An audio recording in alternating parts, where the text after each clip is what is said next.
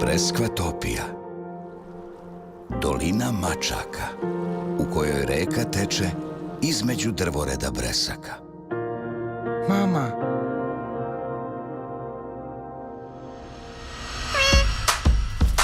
Gde je Ćufta? Ne vidim ga. Ti si kućna mačka? Kako si dospeo ovde? Napravio sam raketu.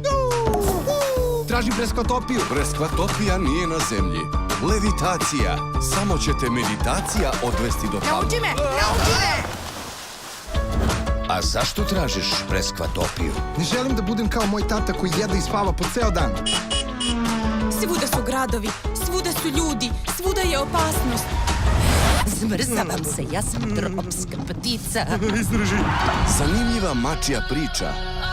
Mačke nisu ptice, mačke ne lete. Avantura za celu porodicu. Neke stvari deluju besmisleno, ali su zapravo pravi izbor.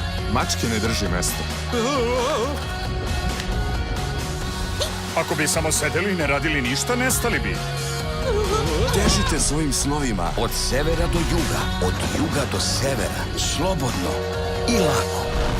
Punom parom, napred! Probudi se. Šta je breskvatopija? Tamo gde želiš da odeš, ali ne možeš i da ostaneš. Tajne avanture mačaka. Ove jeseni u bioskopima.